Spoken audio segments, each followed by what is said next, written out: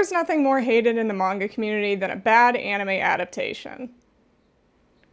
Well, at the very least, anime adaptations are hated by manga fans who just tell you to read the manga. Usually they'll bring up Tokyo Ghoul or Promised Neverland Season 2 to illustrate their point.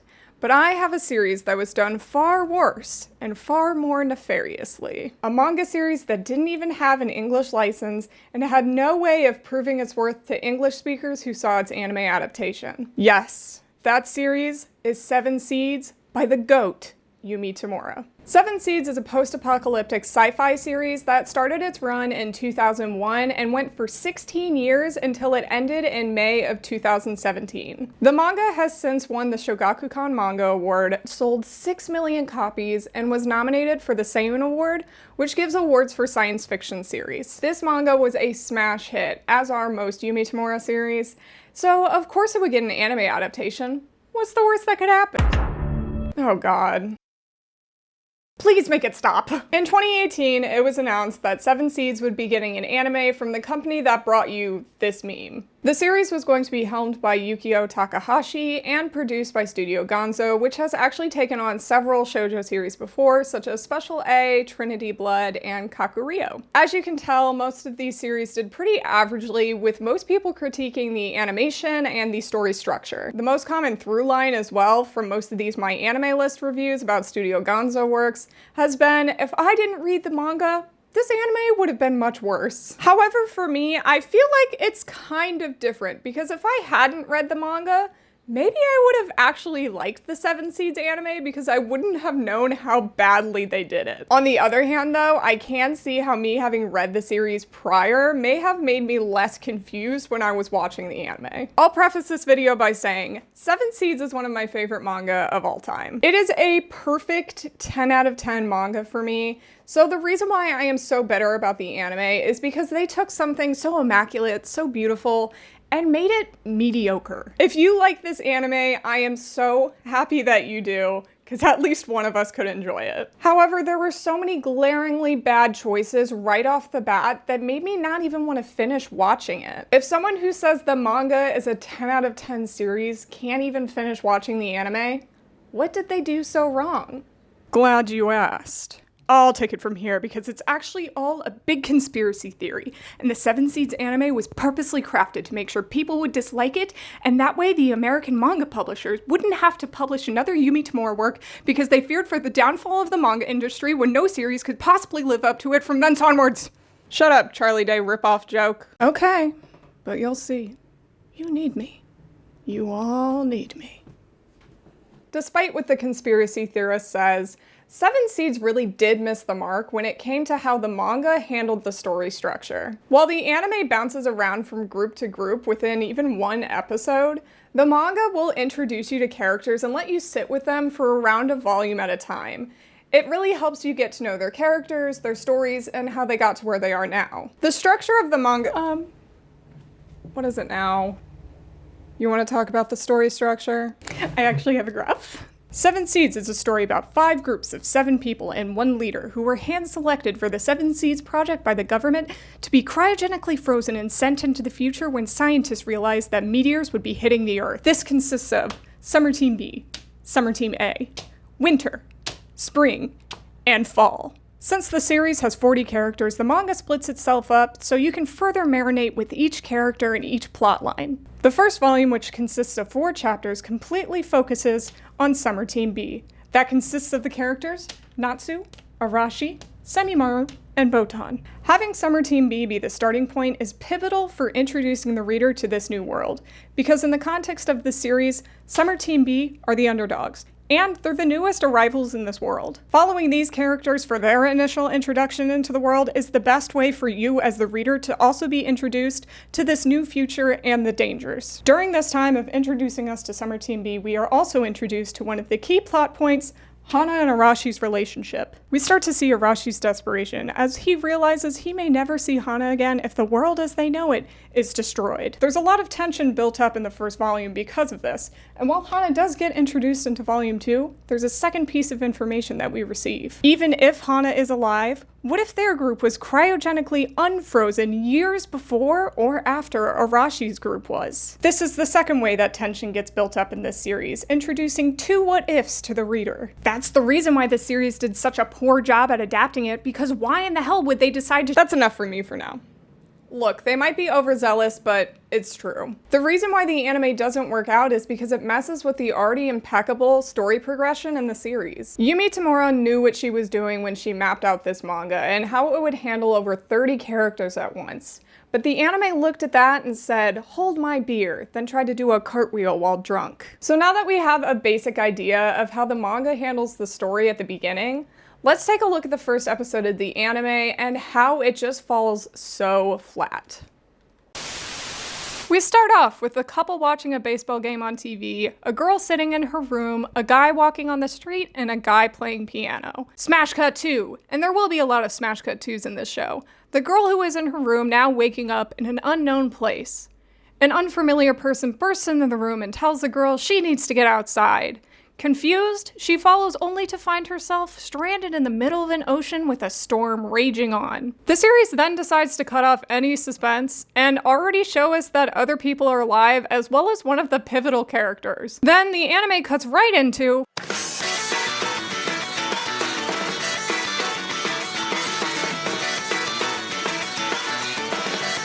Okay, the intro is good, but it literally gives you some spoilers about the series. I don't know why they don't leave the opening a little more vague or eerie, like showing landscape shots maybe, considering the fact that they show all the characters and even the kind of plot twist that they're all in Japan. I wish they went the Terror and Resonance opening route for this, where they just kind of showed like vague shots of things and not directly scenes that happen in the series. One of the biggest spoilers they show is Aramaki, the baseball player that we saw in the intro, looking haggard and old. Aramaki as a character doesn't get introduced until around chapter 16 in the manga or episode 5 in the anime, so I don't know why they had to show him then. This anime seems to not trust the audience to care about characters that they haven't shown already, and giving them a backstory before they show them where they are now. Because this kind of becomes a common theme throughout the series, and the most egregious example is yet to come. After the opening, we get a bit of character introduction to our summer team B. We learn that the girl we've been introduced to is named Natsu, the boy who saved her is Arashi, the bleach-haired guy is Semimaru, and our badass boss is Botan.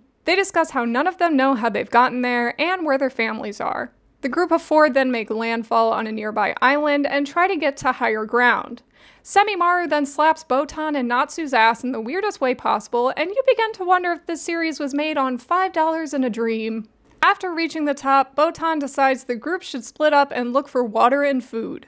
Natsu and Arashi both go look for water together, and when they find a waterfall, Arashi has Natsu go yell to the other two about their discovery. In the anime, Natsu is unable to yell to the others because she's too shy, and Arashi does it for her.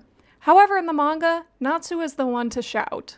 This is one of the first examples of the anime not understanding that while Natsu is shy and timid, she's not unable to do things. They immediately make her incapable when she's highly attentive and makes most of the discoveries for Summer Team B even within the first volume. But most of Natsu's capability has been cut out and they only show her frozen in fear. Semimaru bullies Natsu more and Botan chides Natsu for being unable to think for herself. All of them split up momentarily to find food for themselves, and while Natsu is shown tying a ribbon on a tree, which actually makes no sense because we aren't shown that she discovered a way to make string, there's an ominous noise in the distance. We are then shown the girl who was with Arashi in the opening, Hana, running through the forest from large bugs. If I might interject? Go ahead. Not only does this completely cut off the tension of whether or not Hana is alive, like I talked about already, but they also just heavily implied that Hana is on the same island as them. Every single decision in the series makes no sense. Why would you completely cut off any of the tension of whether or not Hana and Arashi are existing at the exact same time? You can imply that they were on the same island at some point in time, but to imply that they're on the same island right now removes the narrative that maybe time is different for characters. The animation studio wanted this entire series to lose all of its spark and all of its charm and everything great about it by completely taking everything and Alright, we get it.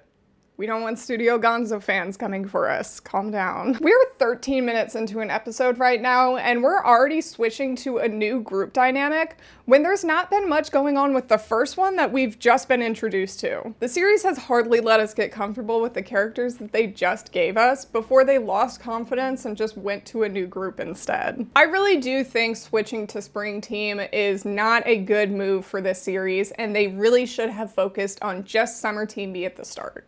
While Hana is shown to be running through the forest, she starts screaming for Arashi to save her. She then appears in a clearing where water is, and we're not shown why she was running for this watering hole if bugs would be attacking her there. Hana gets attacked by praying mantis-looking bugs, and two men, Tsunomata and Yanagi, show up to save her. They get in an argument with Yanagi about what to do with the dead bugs, and Yanagi gets stabbed in the back by them. Hana and Tsunomata give the blandest shocked reaction to someone getting stabbed, and Yanagi is able to shake the bug off.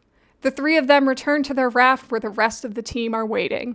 We are also not told why they risked so much to go to the watering hole for a few bottles of water, when in the manga it's explained that they go there specifically to find out how they can get water to the rest of the team without having to run through the bugs again. The leader, Yanagi, decides they should all leave the island, and when Hana refuses, he slaps her in the face for being insolent. Haru speaks up, and he kicks him in the stomach too, saying, "I'm tired of your snarky remarks," when literally we haven't seen this guy say anything except for thank you.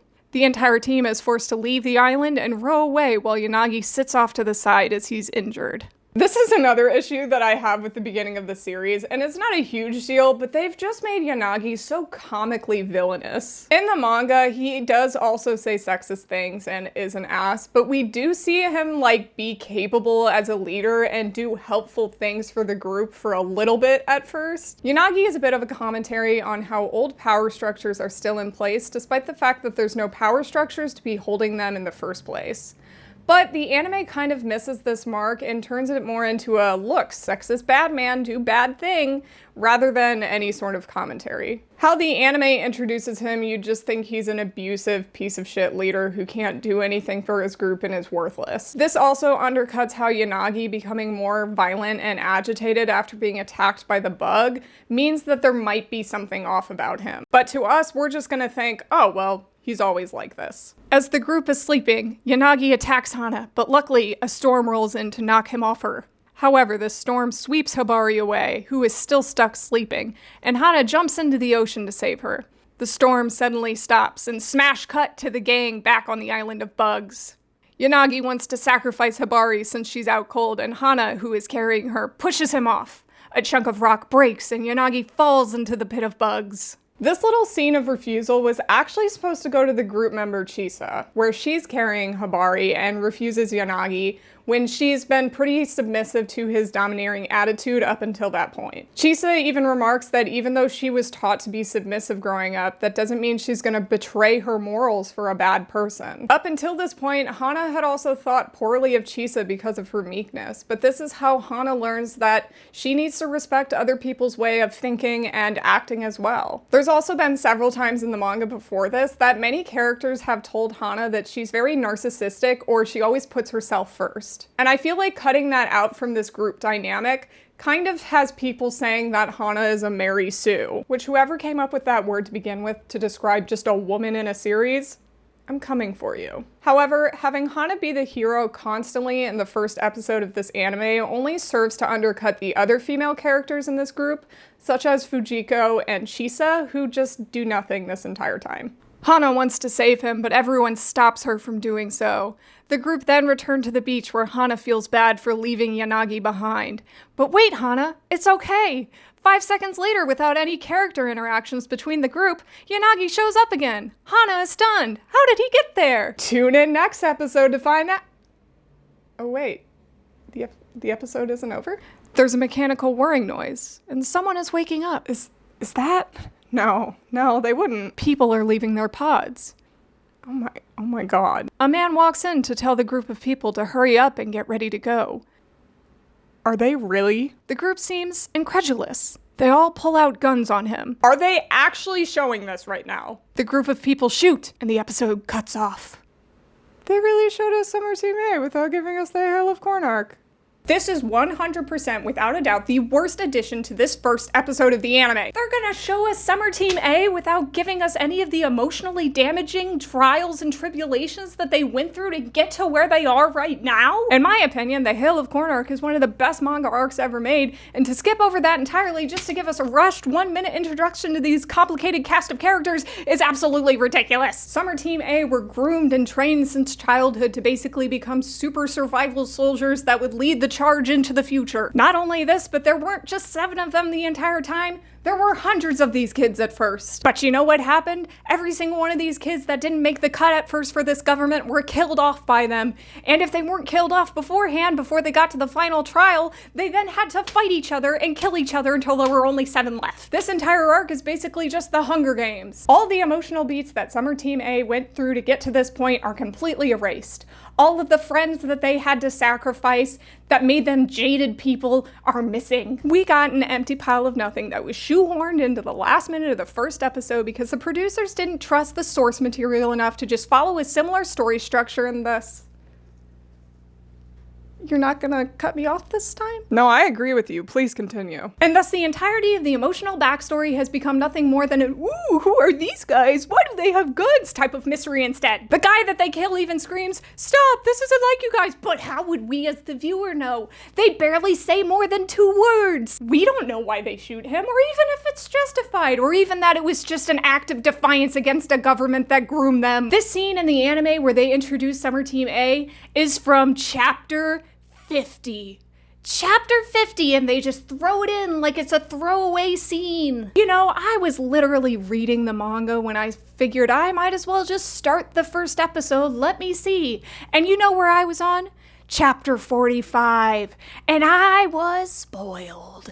They spoiled me. I was spoiled a quarter of the way into the manga on the first episode. I know that they get to the Hail of Corn arc by episode 10, but by then, the damage is already done. There's no suspense on who passes the trial or not. We already know because they showed us for no reason. Plus, it's not even like they did the Hail of Corn arc justice, with it looking more like a best-ofs highlight reel told through a third party, rather than having it feel like you're experiencing the horror of these children firsthand. They also crammed about 2.5 volumes worth of content into 1 episode. You don't feel connected to any of these kids while also simultaneously still feeling like they're bad guys because they did bad things. And the flashback just serves to feel more like a, guys, don't worry, they were mistreated as a kid, so that's why they're mean. In the manga, it never feels like anything they do is justified, but you feel more like, I get why they're like this now. It feels more nuanced, it feels more complicated, and you do feel for these characters, but you're just like, they're not great people, but I get why they're not great people. But you see all the things that they went through first, rather than seeing them do the bad things first and then see what they went through. Not to mention, this is the end of the first episode, and they still haven't explained to us how the kids got there. So people just waking up from pods, and the audience still doesn't know that this is something that everyone woke up from, only ends up being more confusing than intriguing. Leaving an episode with a bunch of questions isn't necessarily a bad thing, since that's how you get people to watch the next one. But leaving an episode feeling confused isn't how you get people to come back. That's how you get people to think that your series is just a random amalgamation of scenes. They also don't even return to Summer Team A in the beginning of episode 2. They return back to Spring Team's main conflict with Yanagi, which makes it even more confusing why they decided to add the Summer Team A just introduction into the last minute of this episode. The fact that such a strong foundational story structure was given to this team with the Seven Seeds manga, and they still ended up messing it up this bad is beyond me. I know this entire video I've probably sounded like those obnoxious read the manga fans, but it is truly astonishing to me how little the team behind this series understood what they were adapting. Even in episode 2, it doesn't get much better, where in the first 4 minutes, they cut back and forth to Summer Team B and Spring Team 4 times. This anime is pacing itself for a 200-meter dash while trying to run a marathon. Whether this was because of production issues or a lack of confidence in the series doing well, the disinterest in the story Seven Seeds tries to tell is apparent. Many of the structural issues in the first episode would have been fixed if they just focused on Summer Team B to build the tension of the island and the new world that they're in. In fact, if it were up to me, this is how I would have paced the first episode of the anime. First, we would open like how the manga does, with Natsu getting a big feast of all of her favorite foods from her family. Her parents seem like they're hiding something and they're fidgety. As she takes a bite of food, the screen cuts to black as soon as she closes her mouth around her fork. Then, slowly and incrementally, we hear a loud gong, gong, gong. For the rest of the opening, mostly everything would stay the same, except for the fact that we cut out showing the other groups right away and start this first episode with no opening. After Summer Team B gets to the island, Natsu will notice something is off with the water. This was an integral part in showing her attention to details right away, so that should be added in. The group can climb the cliff and bicker like they do in the anime, as well as then split off into groups of 2 to have Natsu and Arashi bond a bit. Give Natsu a bit of inner monologue about how she wishes she was more assertive. Then when the 2 find water and she needs to shout, let her shout. Here you can cut to the group stopping to rest and drawing the help signal on the ground while discussing what to do next. Botan will mention they need to look for shelter since it looks like it's going to rain, so the group goes back into the forest. They discuss why their bags were packed, and Natsu mentions that they don't have wallets to show her attentiveness once again. As they walk through this forest, leeches start falling from the trees. We see Arashi and Semimaru scream in fear because both boys have a fear of bugs. They run out to a clearing only to notice the landscape is entirely white. Semimaru tries to eat a fruit off the tree near him only to see a white bug inside. The group realizes the white landscape is actually made up of those bugs, and they begin to swarm the group. They seem to start going for the group, but then stop and flee. The group realizes that it is about to rain and runs to a cave for shelter. As they're inside, they argue about what their next move should be. Lightning strikes a tree outside the cave and blocks the entrance. Summer Team B gets stuck inside, and the episode cuts to the ending. In the second episode, we would still have Summer Team B be the focus, and this is where they would find out that they were a part of the Seven Seeds project. When Arashi finds out that he may never see Hana again and he screams out to the ocean at the 22-minute mark, this is where you can then cut to the Spring Team. Narratively, I feel like this is much more cohesive and could still put a quicker pace onto the series, cutting out conversational or slice of life moments, if that's what the anime is trying to go for. Seven Seeds is such an incredibly touching and beautiful manga series that not only shows the darkness of humanity, but the light at the end of the tunnel as well. It's about recovering from trauma, discovering yourself, and learning to work with others in a world that doesn't force you to follow the rules on who you can or can't be. This anime, even if it decided to keep the crappy animation and character designs, could have been an amazing series. But instead, it just middled itself out in people's minds, leaving viewers saying, meh, okay, or at worst, Seven Seeds is bad, and then having no manga to point them in the direction towards. This anime was a major disappointment in just its first episode, and I think Ripoff Charlie Day would agree. Charlie Day joke, where'd you go? Hey Colleen, have you finished your little video? Did you see that person who kind of looked like me, but as like a Charlie Day version of the It's Always Sunny in Philadelphia episode leave? I was just talking to them. What are you talking about? I've only been hearing you this whole time.